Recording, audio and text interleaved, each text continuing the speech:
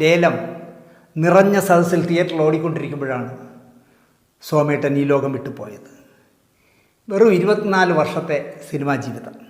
തമിഴടക്കം 400ഓളം സിനിമകളിൽ സോമേട്ടൻ അഭിനയിച്ചു. സേതുമാധവൻ സാർ സംവിധാനം ചെയ്ത നാളെ നമതേ എന്ന് പറഞ്ഞ സിനിമയിൽ MGRൻ്റെ അച്ഛൻ്റെ വേഷം സോമേട്ടനാണ് ചെയ്തതെന്ന് എത്ര പേർക്ക് അറിയാമെന്ന് എനിക്കറിയില്ല. 10 വർഷക്കാലത്തോളം മലയാള സിനിമ സോമൻ, സുകുമാരൻ, ജയൻ എന്ന് പറഞ്ഞ ത്രയങ്ങളുടെ കയ്യിലായിരുന്നു. ഇവർ 3 പേരുമില്ലാത്ത വിജയിക്കാവുന്ന സിനിമകൾ ചുരുക്കമായിരുന്നു. അവളൊരു തുടർക്കഥ, നാളെ നമതേ, കുമാരവിജയം, എയർപോർട്ട് എന്ന് 4 തമിഴ് സിനിമകളിൽ അഭിനയിച്ചു. തിരുവല്ല ബാലികാമഠ സ്കൂളിലായിരുന്നു പ്രാഥമിക വിദ്യാഭ്യാസം. ഇരുവള്ളി പ്രസൻറ്റ് തോമസ് ഹൈസ്കൂളിലായിരുന്നു ഹൈസ്കൂൾ വിദ്യാഭ്യാസം. ചങ്ങനാശ്ശേരി SB കോളേജിലാണ് പിന്നീട് പഠിച്ചത്. 21 വയസ്സാകുന്നതിന് മുമ്പ് അദ്ദേഹം ഇന്ത്യൻ എയർഫോഴ്സിൽ ചേർന്നു. 9 വർഷം ഔദ്യോഗിക ജീവിതം നയിച്ചു. അത് കഴിഞ്ഞപ്പോൾ ജോലി മതിയാക്കി പോന്നു. മലയാറ്റൂർ രാമകൃഷ്ണൻ്റെ ഭാര്യ യശശരീരയായ വേണി രാമരാജ്യം എന്നൊരു നാടകം കണ്ടു.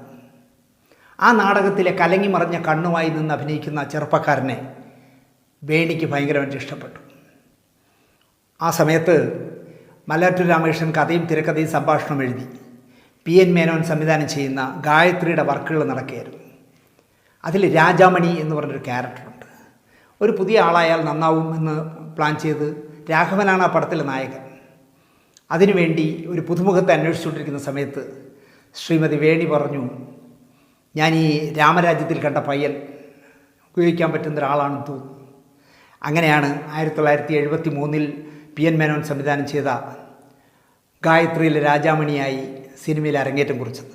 1973 ഏപ്രിൽ 14 വിഷുവിനാണ് ഗായത്രി തിയേറ്ററിലെത്തിയത്.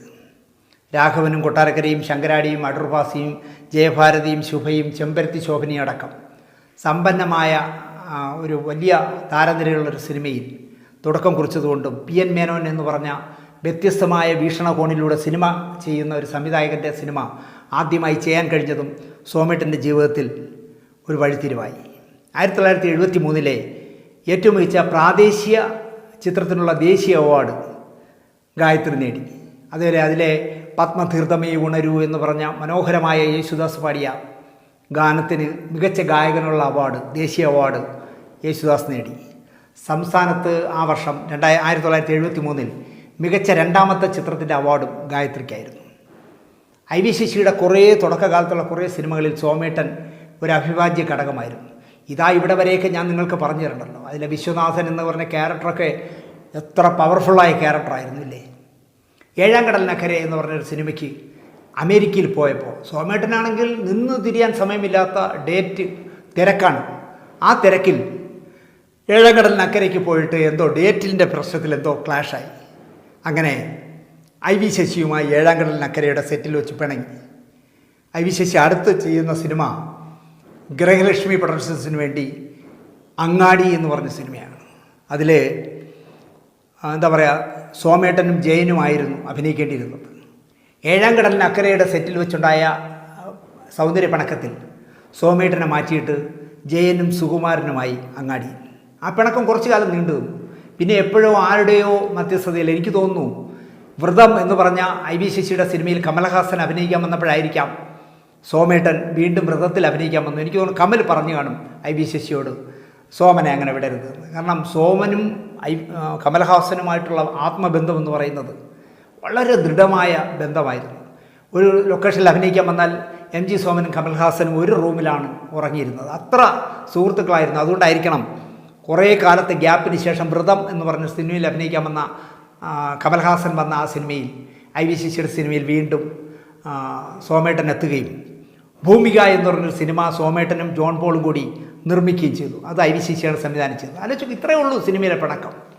7-ാം കടലിനക്കരയുടെ സെറ്റിൽ വെച്ച് പിണങ്ങിയെങ്കിൽ പോലും അത് വ്രതം എന്ന് പറഞ്ഞ സിനിമയിൽ ആ പിണക്കം അവസാനിക്കുകയും അത് കഴിഞ്ഞപ്പോൾ അടുത്ത സിനിമ ഭൂമിക എന്ന് പറഞ്ഞൊരു സിനിമ നിർമ്മിക്കുമ്പോൾ അത് IV ശശിയെ കൊണ്ട് സംവിധാനം ചെയ്യിക്കുകയും ചെയ്തു. അവിടുത്തെ ഒരു പ്രശസ്തമായൊരു കഥ കേട്ടിട്ടുണ്ട് ഞാൻ. ഈ വൈകുന്നേരം ചായയുടെ കൂടെ എന്തെങ്കിലും വടയൊക്കെ വരുമല്ലോ. അങ്ങനെ ഭൂമികയുടെ സെറ്റിലിരിക്കുമ്പോൾ വാഴയ്ക്കൊപ്പം വന്നു പഴംപൊരി വന്ന് ഒരു കടി കടിച്ചിട്ട് സോമേട്ടൻ ഇതെന്തോന്ന് പഴംപൊരി എന്ന് പറഞ്ഞ് കളഞ്ഞു. അപ്പോൾ അടുത്തിരുന്ന സഹനിർമ്മാതാവായ ജോൺ പോൾ പറഞ്ഞു, സ്വഭാവം ഇത് നീ പ്രൊഡ്യൂസ് ചെയ്യുന്ന സിനിമയാണ്, സോമേട്ടന് അതൊന്നും ഓർമ്മയില്ല, സോമേട്ടൻ അതൊന്നും ഓർക്കില്ല.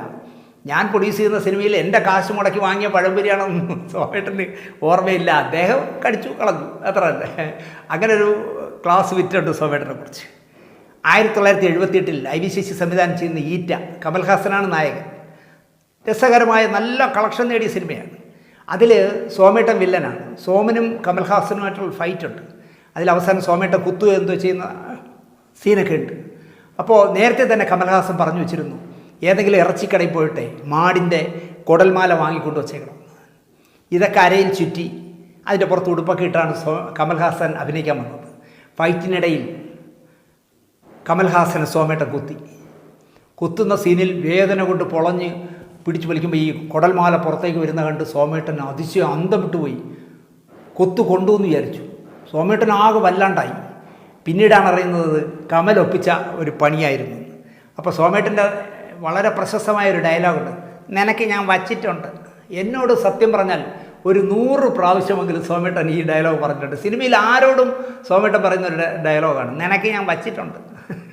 അത് കമലിനെ നോക്കിയും പറഞ്ഞു എന്നാണ് പറയുന്നത്.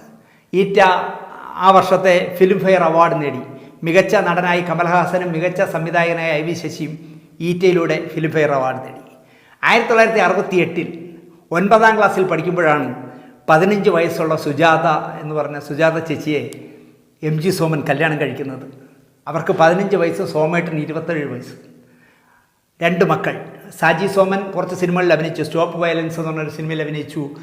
ജലോത്സവം എന്ന് പറഞ്ഞ സിനിമയിൽ അഭിനയിച്ചു. ലയൺ, അങ്ങനെ കുറച്ച് സിനിമകളിൽ അഭിനയിച്ചിട്ട് അദ്ദേഹം അതൊക്കെ മതിയാക്കി ഗൾഫിലേക്ക് പോയി. സുജാത ചേച്ചി ഭദ്ര സ്പൈസസ് എന്ന് പറഞ്ഞ് ഈ കറിപ്പൊടികൾ ഉണ്ടാക്കുന്ന ഒരു സ്ഥാപനം നടത്തുന്നു. സോമേട്ടൻ ഉള്ളപ്പോഴേ നടത്തുന്നതാണ്. അവരുടേതായ ലോകത്താണ് ഭദ്ര സ്പൈസസിൻ്റെ. ഞാൻ തിരുവല്ല വഴി പോകുമ്പോൾ ഇപ്പോഴും ഞാനൊരു 100 പ്രാവശ്യമെങ്കിലും സോമേട്ടൻ മരിച്ച ശേഷം തിരുവല്ല വഴി പോയിട്ടുണ്ട്. പക്ഷേ ഞാൻ തിരുവല്ല എത്തുമ്പോൾ കാത്തിരിക്കും ആ ബോർഡ് വായിക്കാനായിട്ട്, അല്ലെങ്കിൽ സോമേട്ടൻ്റെ ആ വീട് കാണാനായിട്ട്, അല്ലെങ്കിൽ സോമേട്ടൻ്റെ പച്ച കളറായിട്ടുള്ള ഒരു മാരുതി കാർ ഫ്രണ്ടിൽ കിടപ്പുണ്ട്, അത് കാണാനായിട്ട് ഇങ്ങനെ ഞാൻ നോക്കിയിരിക്കും അവിടെ എത്തുമ്പോൾ. എന്നിട്ട് ഞാൻ എൻ്റെ കൂടെ വരുന്ന സിന്ധു ആരോ ആവട്ടെ അവിടെ പറയും സോമേട്ടൻ്റെ വീടാണെന്ന്. എനിക്ക് തോന്നുന്നു സിന്ധുവിനോടും അച്ഛനോടും തന്നെ ഞാനൊരു 50 പ്രാവശ്യങ്ങളും പറഞ്ഞിട്ടുണ്ട് സോമേട്ടൻ്റെ വീടാണ്. എനിക്ക് തിരുവല്ല വഴി കടന്നു പോകുമ്പോൾ എൻ്റെ പ്രിയപ്പെട്ട സോമേട്ടനെ ഓർക്കാതിരിക്കാനേ കഴിയില്ല. അദ്ദേഹത്തിൻ്റെ ഒരു മകളുണ്ട് സിന്ധു, എയർഫോഴ്സിലൊരു ഉദ്യോഗസ്ഥനാണ് കല്യാണം കഴിച്ചത്. ഇവിടെ തിരുവനന്തപുരത്ത് ആറ്റുകാലുള്ള ആളാണ് കല്യാണം കഴിച്ച പയ്യൻ. ഈ പയ്യൻ എൻ്റെ വകയിൽ എന്തോ ഒരു ബന്ധുവാണെന്ന് ആരോ വീട്ടിൽ പറഞ്ഞ് എനിക്കറിയാം. പക്ഷേ എനിക്ക് പരിചയമൊന്നുമില്ല. സിന്ധുവിൻ്റെ ഭർത്താവ് പറഞ്ഞു വരുമ്പോൾ എൻ്റെ ഒരു ബന്ധുവാണ്. വിമോചന സമര വേദികളിലെ നായകനായിരുന്നു, നാടക നടനായിരുന്നു സോമേട്ടൻ. പക്ഷേ അദ്ദേഹം അടിയുറച്ചൊരു കോൺഗ്രസ്സുകാരനായിരുന്നു. കരുണാകരനുമായി വളരെ ആത്മബന്ധം ഉള്ള ഒരാളായിരുന്നു. തിരുവനന്തപുരത്ത് വരുമ്പോഴൊക്കെ ലീഡറെ പോയി കാണുമായിരുന്നു. കൊട്ടാരക്കര ശ്രീധരൻ നായരുടെ ജയശ്രീ തിയേറ്ററിലെ നടനായിരുന്നു സോമേട്ടൻ. മഴക്കാറ് എന്ന് പറഞ്ഞ സിനിമ, അതിലെ ഗോപി, സ്വപ്നാടനത്തിലെ മോഹൻ, ചട്ടക്കാരിയിലെ റിച്ചാർഡ്, പിക്നിക്കിലെ ചുടലമുത്തു. എനിക്കിപ്പോഴും ചുടലമുത്തുവിനെ പറ്റി ആലോചിക്കുമ്പോൾ അതിലെ നായകനായ നസീർ സാറിനെ മൂപ്പ ഞാൻ കൊന്നു എന്ന് പറയുമ്പോൾ ചുടലമുത്തുവിനെ കത്തി കയറ്റുന്ന അല്ലെങ്കിൽ കുന്തം കയറ്റുന്ന ഒരു സീനുണ്ട് അതിൽ. എനിക്കിപ്പോഴും പിക്നിക്കിനെ കുറിച്ച് ആലോചിച്ചാൽ ഈ ചുടലമുത്തുവിന് ഓർമ്മ വരും.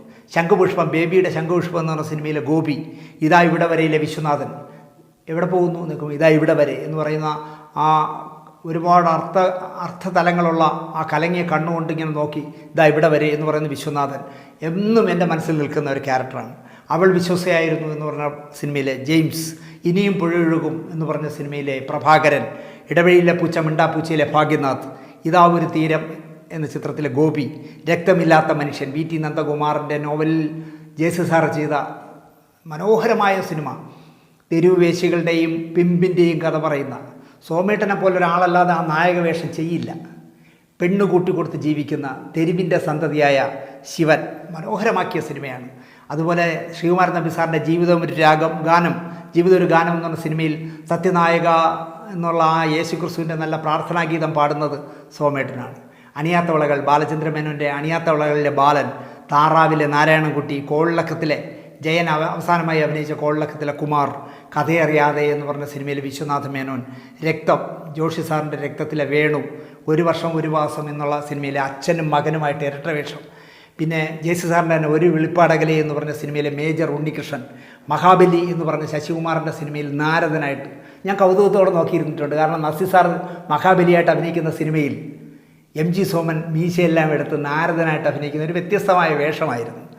പൂച്ചക്കരു മുക്കുത്തി എന്ന് പറഞ്ഞ പ്രിയദർശൻ്റെ ആദ്യ സിനിമയിലെ ഹരി. പൂച്ചക്കരു മുക്കുത്തി മുതൽ പ്രിയനുമായിട്ടൊക്കെ ആ പുതിയ ജനറേഷനുമായിട്ടൊക്കെ കമ്പനി കൂടാൻ സോമേട്ടനുള്ളൊരു മിടുക്ക്. പ്രിയൻ്റെ എന്താ പറയുക, ഒഴിവാക്കാൻ പറ്റാത്ത നടനായിരുന്നു സോമേട്ടൻ. താളവട്ടത്തിലെ ഡോക്ടർ രവീന്ദ്രൻ, ജഗദീഷ് കുമാർ എല്ലാം പൊളിച്ചടുക്കിയിട്ട് ഒരു ദിവസം ആട്ടയിൽ വന്നിറങ്ങിയിട്ട് എടാ രവീന്ദ്ര എന്ന് വിളിച്ചിട്ട് വന്ന് ചെയ്ത സീൻ ഇപ്പോഴും ഓർത്താൽ നമുക്ക് ചിരി ഉണർത്തുന്ന സീനായിരുന്നു. സോമേട്ടൻ വളരെ സീരിയസ് ആയിട്ടിരിക്കുമ്പോൾ ജഗതി അദ്ദേഹത്തെ എടുത്ത് ഉടുത്തിട്ട് അവസാനം സോമേട്ടൻ അവതരിപ്പിക്കുന്ന രവീന്ദ്രൻ ഒരൊറ്റ ആടി കവളത്ത് അടിച്ചു കൊടുക്കുമ്പം സോറി സാർ എന്ന് പറഞ്ഞിട്ട് ജഗതി ഇറങ്ങിപ്പോകുന്ന മനോഹരമായൊരു സീനുണ്ട്. തൂവാനത്തുമ്പുഴയിലെ മോനി ജോസഫ്, ജാലകം, ഹരികുമാറിൻ്റെ ജാലകം എന്ന് പറഞ്ഞ സിനിമയിൽ അശോകൻ അഭിനയിച്ച അപ്പുവിൻ്റെ അച്ഛൻ പട്ടാളക്കാരനായ വേഷം മനോഹരമായി ചെയ്തു. മകൻ വഴിതെറ്റിപ്പോയി നശിച്ചു പോയി എന്നറിയുമ്പോൾ എല്ലാം കൺട്രോൾ ചെയ്ത് നിൽക്കുന്ന ആ പട്ടാളക്കാരനായി മനോഹരമായി അഭിനയിച്ച സിനിമയായിരുന്നു. ചിത്രം എന്ന് പറഞ്ഞ സിനിമയിൽ ജയിൽ സൂപ്രണ്ട്, എനിക്ക് കുറച്ച് ദിവസം കൂടി ജീവിക്കാനുള്ള അവസരം തരുമോ സാറെന്ന് മോഹൻലാൽ അഭിനയിച്ച ക്യാരക്ടർ കെഞ്ചി ചോദിക്കുമ്പോൾ ചെയ്തു കൊടുക്കാൻ പറ്റാതെ നിൽക്കുന്ന ആ ജയിലറായിട്ട് മനോഹരമായി ചെയ്തു. അതുപോലെ നമ്പർ 20 മദ്രാസ് മെയിൽ, അതിലെ RK നായർ. ഇങ്ങനെ പറയാൻ തുടങ്ങിയാൽ സോമേട്ടൻ ചെയ്ത നിരവധി വേഷങ്ങളുണ്ട് എന്നും നമ്മൾക്ക് ഓർമ്മയിൽ തങ്ങി നിൽക്കുന്നതായിട്ട്. 1976 തണൽ, പല്ലവി ഈ 2 സിനിമകളിലെ അഭിനയത്തിന് അദ്ദേഹത്തിന് മികച്ച നടൻ്റെ അവാർഡ് കിട്ടി. അതിൻ്റെ തലേ വർഷം 1975 സഹനടൻ്റെ അവാർഡ് ചുവന്ന സന്ധികളും സ്വപ്നാടനും എന്ന് പറഞ്ഞ 2 സിനിമകളുടെ അഭിനയത്തിന് സഹനടൻ്റെ രണ്ടാമത്തെ നടൻ്റെ അവാർഡ് അദ്ദേഹത്തിന് കിട്ടി. 1978 നിങ്ങൾ പ്രത്യേകം ഓർക്കേണ്ടതാണ്, നമ്മുടെ ഇന്നത്തെ നായകന്മാർ ഒരു വർഷം ഒരു സിനിമ ചെയ്യാൻ തന്നെ കഷ്ടപ്പെടുമ്പോൾ, അല്ലെങ്കിൽ 2 സിനിമയ്ക്കപ്പുറം ചിന്തിക്കാൻ പറ്റാത്ത കാലമാണല്ലോ ഇപ്പോൾ. കാരവാനിൽ ഉണ്ടും ഉറങ്ങിയും കുടിച്ചും ഒരു ദിവസം 2-3 ഷോട്ടുകളിൽ അഭിനയിച്ച് 100-150 ദിവസം ചിത്രീകരിക്കുന്ന ഒരു രീതിയാണല്ലോ ഇപ്പോൾ. അങ്ങനെയുള്ള മലയാള സിനിമയിൽ 1978 44 സിനിമകളിൽ MG സോമൻ അഭിനയിച്ചു. ആ റെക്കോർഡ് പിന്നെ ആരും തകർത്തിട്ടില്ല എന്നാണ് എൻ്റെ വിശ്വാസം. 24 വർഷം കൊണ്ട് 400 സിനിമകൾ സോമേട്ടൻ ചെയ്തു. ആദ്യമായിട്ട് മലയാള സിനിമയിൽ ഒരു ടെലിവിഷൻ വാങ്ങിയത് MG സോമനാണ്. ആ ടെലിവിഷൻ തിരുവല്ലയിൽ കൊണ്ടുവന്ന് വീട്ടിൽ സെറ്റ് ചെയ്തു. അന്ന് ഡൽഹി ദൂരദർശൻ മാത്രമേ ഉള്ളൂ. പറഞ്ഞാൽ നിങ്ങൾ വിശ്വസിക്കുമോ എന്ന് എനിക്കറിയില്ല. തൻ്റെ പ്രിയപ്പെട്ട നായകൻ MG സോമൻ ഒരു TV വാങ്ങി എന്ന് കണ്ടപ്പോൾ ആ TV സ്ക്രീനിൽ എങ്ങനെയാണ് ഇത് കാണുന്നതെന്ന് കാണാൻ വേണ്ടി ജയസി സാർ അടക്കം എറണാകുളത്തു നിന്നൊരു കാറിൽ തിരുവല്ലയ്ക്ക് വന്ന് സോമൻ ചേട്ടൻ്റെ വീട്ടിൽ വന്ന് TV ആദ്യമായിട്ട് എങ്ങനെയാണ് പിക്ചർ വരുന്നതെന്ന് കണ്ടിട്ട് പോയി. എന്നോട് ജയസി സാറെ എന്നെ പറയുമായിരുന്നു. ഇപ്പോൾ ആലോചിക്കുമ്പോൾ എനിക്ക് നാണക്കേട് തോന്നുന്നു ദിനേശേ, സോമു ഒരു TV വാങ്ങിയപ്പോൾ അതൊന്ന് കാണാനായി, അതിലെ സ്ക്രീൻ ലൈവ് സ്വിച്ച് ഓൺ ചെയ്യുമ്പോൾ ആ സ്ക്രീനൊന്ന് കാണാനായി തിരുവല്ല വരെ കാറ് പിടിച്ചു പോയി സോമേട്ടൻ, ജയസി സാറും കൂട്ടുകാരും. സൂപ്പർ താരമായിരുന്നു സോമേട്ടൻ. അവിടുന്ന് മമ്മൂട്ടിയുടെയും മോഹൻലാലിൻ്റെയും ഒക്കെ കാലഘട്ടം വന്നപ്പോൾ പ്രകൃതിയുടെ നിയമമാണല്ലോ, അദ്ദേഹം ക്യാരക്ടർ റോളുകളിലേക്ക് പിന്നെ പതിയെ മാറി. സൂപ്പർ താരങ്ങളുടെ തെറിവിളി കേൾക്കുന്ന വേഷങ്ങൾ ചെയ്തു മടുത്തുടാ എന്ന് രഞ്ജി പണിക്കരോട് ഒരിക്കൽ പറഞ്ഞു. സൂപ്പർ താരങ്ങളുടെ ഈ തെറിവിളി കേട്ട് അടിയും കൊണ്ട് നടക്കുന്ന വേഷം ഇപ്പോൾ എന്താ പറയുക, വെള്ളാനകളുടെ നാട്ടിലൊക്കെ മോഹൻലാലിൻ്റെ കൂടെ അഭിനയിച്ചിരിക്കുന്നതൊക്കെ തല്ലുകൊള്ളി വേഷങ്ങളല്ലേ. അപ്പോൾ അത്തരം വേഷങ്ങൾ തെറിവിളിയും തല്ലും കൊണ്ട് എനിക്ക് മടുത്തു, നീ എനിക്കൊരു വേഷം താടാ, എല്ലാവരും ഇടാപ്പൊടാ എന്ന് വിളിക്കുന്ന ഒരാളാണ് സോമേട്ടൻ, എനിക്കൊരു വേഷം താടാ രഞ്ജി എന്ന് പറഞ്ഞു. ആ രഞ്ജി പണിക്കർ അദ്ദേഹത്തിൻ്റെ മനസ്സിലെ ആ ആഗ്രഹം കേട്ടപ്പോൾ തൻ്റെ തൂലിയോ തുമ്പിൽ നിന്നുണ്ടാക്കിയ മനോഹരമായ വേഷമായിരുന്നു ലേലത്തിലെ വേഷം. അത് മനോഹരമായ ആനക്കാട്ടിൽ ഈപ്പച്ചനായി സോമേട്ടൻ മനോഹരമാക്കി അവസാനിപ്പിച്ച എന്താ പറയുക അവസാന വേഷമായിരുന്നു അത്. സോമേട്ടനെ കുറിച്ച് പറയണമെങ്കിൽ ഒരുപാട് കാര്യങ്ങൾ പറയാം. ബോൾഗാട്ടി പാലസിൽ ഷൂട്ടിംഗ് നടക്കുമ്പോൾ, കുതിരകളുടെ ഷൂട്ടിംഗ് നടക്കുമ്പോൾ, മോഹപക്ഷികളല്ല കുതിരകളുടെ ഷൂട്ടിംഗ് നടക്കുമ്പോൾ ഒരു സന്ധ്യയ്ക്ക് അഭിനയിച്ചുകൊണ്ട് നിൽക്കുമ്പോൾ മൂക്കിൽ നിന്ന് ബ്ലഡ് വരുന്നു. ഞാൻ പെട്ടെന്ന് പറഞ്ഞു, സോമേട്ടാ മൂക്കിൽ നിന്ന് ബ്ലഡ് വരുന്നു. പീരീസാണ് എന്ന് പറഞ്ഞിട്ട് ഒരു അടുത്ത് നിന്ന് മേക്കമ്മേൻ്റെ നിന്ന് ഒരു തുണി വാങ്ങിച്ച് വൈറ്റ് ക്ലോത്ത് വാങ്ങിച്ച് അങ്ങ് തുടച്ചിട്ട് ഞാൻ വീട്ടിൽ ഇങ്ങനെ നോക്കിയിരിക്കുക. ഒന്നുമില്ലടോ, എനിക്കൊന്നുമില്ല, നീ വെറുതെ എന്നെ രോഗിയാക്കല്ലേ എന്ന് പറഞ്ഞു. അപ്പോൾ ജയസി സാർ പറഞ്ഞു, സോമു നിൻ്റെ കണ്ണ് രണ്ടും ഭയങ്കര മഞ്ഞ നിറമാണല്ലോ, നീ ഒന്ന് ഡോക്ടറെ കാണണം. എന്തിനാണാ, നിങ്ങൾ ഇത്രയും വർഷമായിട്ട് എൻ്റെ കണ്ണ് ഇപ്പോഴാണോ കാണുന്നത്? ജനിച്ചത് മുതലേ ഈ കണ്ണിങ്ങനെ. എല്ലാം ജയസി സാറ് നിസ്സാരം പോലെ സോമേട്ടൻ നിസ്സാരം പോലെ തള്ളിക്കളഞ്ഞു.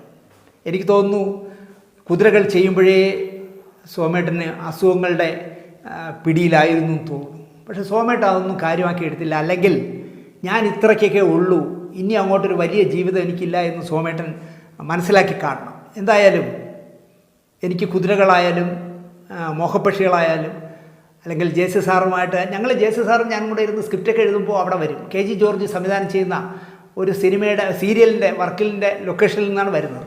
കുറേ കഴിയുമ്പോൾ ജെ.സി. സാർ ചോദിക്കും, അല്ല അവിടെ അന്വേഷിക്കില്ലേ എന്ന് നിൽക്കുമ്പോൾ ഒരു നടനല്ലാത്ത നടനായി മാറിയ ഒരു പ്രശസ്തനായ, മരിച്ചുപോയ ആളായതുകൊണ്ട് ഞാൻ പേര് പറയുന്നില്ല, ഒരു പ്രശസ്തനായ ആൾ ജോർജ് സാറിൻ്റെ ആ സീരിയലിൽ അഭിനയിക്കുന്നുണ്ട്. അപ്പോൾ ഇദ്ദേഹം പറയുന്ന മറുപടി, അത് അവിടെ ജോർജ് സാർ റിഹേഴ്സൽ തുടങ്ങിയതേ ഉള്ളൂ, മറ്റേ ആളെ ഡയലോഗൊക്കെ പഠിപ്പിച്ചിട്ട് റെഡിയാക്കി എടുക്കുമ്പോഴേക്കും വൈകുന്നേരം ആവും, ഞാൻ അതിനിടയ്ക്ക് അങ്ങ് ചെന്നാൽ മതി. അങ്ങനെ പറയുന്ന ആളായിരുന്നു സോമേട്ടൻ. ക്ഷമയുള്ള ഒരാളാണ്. ഇങ്ങനെ തെറിയും വഴക്കുമൊക്കെ പറയുമെങ്കിലും അതൊരു ഹ്യൂമറായിട്ട് ഹാസ്യമായിട്ട് സംസാരിക്കുക. കാരണം കൂടെ അഭിനയിക്കേണ്ടവൻ പഠിച്ച് വരുമ്പോഴേക്കും വൈകുന്നേരം ആവും, അപ്പോൾ അങ്ങ് ചെന്നാൽ മതി. അങ്ങനെ പറയാൻ തുടങ്ങിയാൽ സോമേട്ടനെ കുറിച്ച് എനിക്ക് ഒരുപാട് പറയാനുണ്ട്. ഞാൻ ഈ മോഹപ്പക്ഷികളോ കുതിരകളോ കഴിയുമ്പോൾ എന്നോട് പറഞ്ഞടാ, ഞാൻ തിരുവനന്തപുരത്ത് വരുമ്പോൾ വിളിക്കും, നീ വരണം. ഞാൻ വരാൻ ചേട്ടാ. അങ്ങനെ സോമേട്ടൻ ഒരു ദിവസം വിളിച്ചോടാ, ഞാൻ ഇന്ന് 5:30 മണിയാവുമ്പോൾ തമ്പാനൂർ റെയിൽവേ സ്റ്റേഷനിലെത്തും, നീ അവിടെ വരണം എന്ന് പറഞ്ഞു. ഞാനവിടെ ചെല്ലുമ്പോൾ എനിക്കറിയില്ല എന്നെപ്പോലെ 10-15 പേര് സോമേട്ടനെ കാത്ത് നിൽക്കുകയാണെന്ന്. നിൽക്കുന്നവരൊക്കെ ആരെയെന്നറിയാം? തിരുവനന്തപുരത്തെ പോലീസ് കമ്മീഷണർ, പാങ്ങോട് മിലിറ്ററിയിലെ ഏതെങ്കിലും ഒരു ഉയർന്ന ഉദ്യോഗസ്ഥൻ, പിന്നെ അങ്ങനെ സമൂഹത്തിൻ്റെ രാഷ്ട്രീയ നേതാക്കൾ, ഇവരൊക്കെയാണ് വന്ന് കാത്തിരിക്കുന്നത്.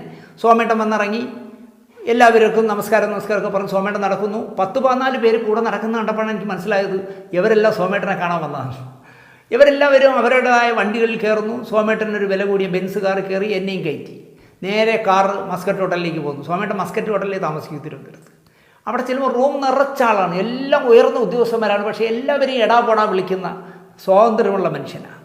ഇങ്ങനെ സംസാരിച്ചുകൊണ്ടിരിക്കും. ഇതിനിടയിൽ ആരെയും ഫോൺ ചെയ്തിട്ട് പറഞ്ഞു, എടീ ഞാൻ വൈകുന്നേരം രാത്രി വരും, നല്ല ചമ്മന്തിയും പയറുകറിയും ഉണ്ടാക്കി വയ്ക്കുക, എനിക്ക് കഞ്ഞി കുടിക്കണം. അപ്പോൾ എത്രയോ വർഷമായി സോമാലിയിലാണെന്ന് വിചാരിക്കും. കാരണം കഞ്ഞിയും പയറും ചമ്മന്തിക്കും വേണ്ടി വിളിച്ചു പറയാം ഏതൊരു ഉയർന്ന ഉദ്യോഗസ്ഥൻ്റെ വീട്ടിൽ. ഇതായിരുന്നു സോമേട്ടൻ. അങ്ങനെ ഒരു 3-4 തവണ ഞാൻ പോയി കഴിഞ്ഞപ്പോൾ എനിക്കിത് ബോറടിച്ചു. ഞാൻ ജെ.സി. സാറിനോട് പറഞ്ഞു, സാറേ ഇങ്ങനൊരു ഭയങ്കര ചതി സോമേട്ടൻ ചെയ്യുന്നുണ്ട്. എന്നോട് റെയിൽവേ സ്റ്റേഷനിൽ വരാൻ പറയും, പക്ഷേ കൂടെ 10-15 പേരോടും വരാൻ പറയും. എല്ലാം ഉയർന്ന ഉദ്യോഗസ്ഥന്മാരൊക്കെയാണ്. ഞാൻ ആ റൂമിൽ ചെന്നിരിക്കുമ്പോൾ ചമ്മും എന്നാണ്. ദിനേശ്, നിനക്ക് എന്തെങ്കിലും ജീവിതത്തിൽ രക്ഷപ്പെടണമെന്നുണ്ടെങ്കിൽ സോമു വിളിക്കുമ്പോൾ നീ പറയാം നീ മദ്രാസിലാണെന്ന് പറയാം, നീ പോകരുത്. അയാൾ ഈ സുഹൃത്തുക്കളുടെ ഇടയിൽ ജീവിക്കുന്നൊരു മനുഷ്യനാണ്. അയാൾക്ക് 1, 2, 5, 10 പേരല്ല സുഹൃത്തുക്കൾ. എവിടെ ചെന്നാലും, ഇപ്പോൾ എറണാകുളത്ത് വന്നാലും കോഴിക്കോട്ട് ചെന്നാലും തിരുവനന്തപുരത്ത് വന്നാലും എല്ലാം പോലീസ് ഉദ്യോഗസ്ഥന്മാരുമായി അല്ലെങ്കിൽ അത്തരം ഉയർന്ന രാഷ്ട്രീയക്കാരുമായിട്ടൊക്കെ ചങ്ങാത്തമുള്ള ആളാണ്. അതിനിടയിൽ ദിനേശ് പോയി വെറുതെ തല വെച്ച് കൊടുക്കണ്ട കേട്ടോ. ഇനി വിളിക്കുമ്പോൾ പറയുക ഞാൻ മദ്രാസിലാണെന്ന് പറഞ്ഞത്. അങ്ങനെ ഞാൻ 2-3 പ്രാവശ്യം വിളിച്ചപ്പോൾ സോമേട്ട ഞാൻ മദ്രാസിലാണെന്ന് പറഞ്ഞു. ഏത് പടം എന്നൊക്കെ ചോദിച്ച് പുള്ളിക്ക് മനസ്സിലായി ഞാൻ എന്തോ കള്ളം പറയുന്നതാണെന്ന്. സോമേട്ട ക്ഷമിക്കണേ. അങ്ങനെ ഞാൻ ആ ടി വിയിൽ നിന്ന് ഊരിക്കളഞ്ഞു. അത്രയും സ്നേഹസമ്പന്നനായ സൗഹൃദങ്ങൾ സൂക്ഷിച്ചിരുന്ന വലിയ മനുഷ്യനായിരുന്നു സോമേട്ടൻ. ഒരുപാട് കാലം ഇനിയും മലയാള സിനിമയിൽ നിൽക്കേണ്ട മനുഷ്യനായിരുന്നു സോമേട്ടൻ. നല്ല മനസ്സുള്ള, എല്ലാവരെയും സമന്മാരായി കാണുന്ന, ആരോടും കയറി പിണങ്ങുന്നതിനേക്കാൾ വേഗതയിൽ ഇണങ്ങുകയും ചെയ്യുന്ന വലിയ മനുഷ്യനായിരുന്നു. 56 വയസ്സെന്ന് പറയുമ്പോൾ ജീവിതത്തിൽ ഞാൻ 56 ഇപ്പോൾ കഴിഞ്ഞു പോയി. 56 വയസ്സൊരു മലയാള സിനിമയിലെ ഒരു നായകന് വിട പറയാവുന്ന പ്രായമല്ല. പക്ഷേ 56ാമത്തെ വയസ്സിൽ മഞ്ഞപ്പിത്തവും കരൾ രോഗവും ബാധിച്ച് നനച്ചിരിക്കാതെ ഒരു ദിവസം സോമേട്ടൻ 1997 ഡിസംബർ 12-ാം തീയതി കടന്നുപോയി. ആ വലിയ മനുഷ്യന്, എൻ്റെ പ്രിയപ്പെട്ട ചേട്ടന്, എന്നെ എവിടെ എൻ്റെ ശത്രു എന്ന് വിളിച്ച് സ്നേഹിച്ചിരുന്ന സോമേട്ടന് ആത്മാഞ്ജലി അർപ്പിച്ചുകൊണ്ട് ഈ എപ്പിസോഡിലൂടെ അവസാനിപ്പിക്കുന്നു. നന്ദി, നമസ്കാരം.